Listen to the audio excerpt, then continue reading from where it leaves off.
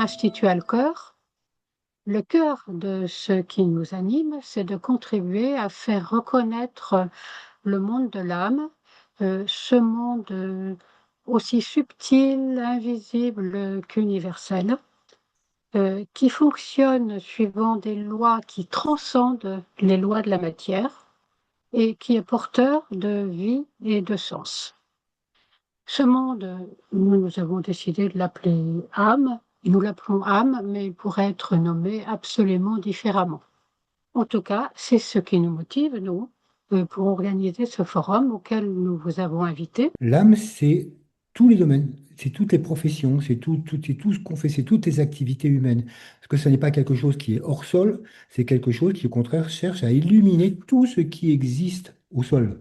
Donc, il n'y Et a qui le crée. pas une seule activité, pas une seule profession, il n'y a rien qui ne doit être finalement passé à côté de ce processus de l'âme. On peut appeler ça l'âme, on peut appeler ça autrement, mais en tout cas, je pense qu'il y a un autre niveau que celui de la matérialité, non seulement ça, mais je pense que la science va être contrainte tôt ou tard à en prendre compte, puisqu'il interfère avec le monde de la matière, et sans s'apercevoir que c'est ça qui tire certaines ficelles de la matière, on ne peut pas comprendre la matière. Voilà, c'est ça ma conviction de base. L'âme est à l'arrière-plan de tout ce qui existe, elle est à l'arrière-plan de toutes les disciplines, et donc c'est tout à fait important, effectivement, que chacun puisse en parler avec ses spécificités et pour montrer effectivement son universalité à travers les différentes approches. Cette transdisciplinarité me semble particulièrement importante, d'autant plus que l'astrologie est par essence une discipline transdisciplinaire.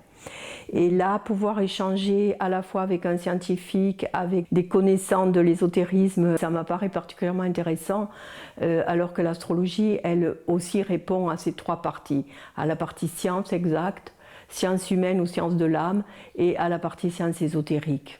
Et là, nous allons peut-être pouvoir bâtir ensemble peut-être une nouvelle manière d'approcher cette question de l'âme. On partage les mêmes objectifs et que les valeurs de coopération et de partage sont des valeurs essentielles pour nous. Donc, c'était l'occasion effectivement de partager et de coopérer pour œuvrer ensemble à la même chose. Je dirais que tant qu'un domaine pose problème, c'est-à-dire des questions ne sont pas résolues, se posent mais n'ont pas été résolues, je pense que la meilleure approche, c'est justement dans cette espèce de biodiversité des approches, c'est-à-dire dans la pluralité des approches, parce que qui pourrait dire j'ai la réponse? Et on aura plaisir à l'échanger, à le partager, et on compte vraiment sur Alcor dans l'animation de ces rencontres pour faire la bonne médiation avec les publics et les attentes, parce que c'est souvent dans les conférences, chacun vient débiter ce qu'il a à dire, et ce qui est absolument important dans ce que vous proposez, c'est que vous proposez vraiment un échange. Le filigrane, c'est ce qui se voit en transparence. Et l'âme ne se voit qu'en transparence. Et ce que je trouve intéressant dans ce terme, c'est qu'il est très subtil. Il sort l'âme du champ de la croyance. C'est pas une assertion, c'est pas une affirmation, c'est plus une interrogation. Donc c'est intéressant parce que ça nous dit on pose une question plutôt qu'amener une réponse, mais on va amener des éléments de réflexion qui vont permettre à chacun de formuler une réponse tout en sachant que cette réponse n'est pas forcément définitive et tout ça.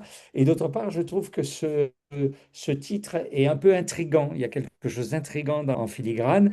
Et donc, je trouve que pour nommer une manifestation, c'est bien trouvé.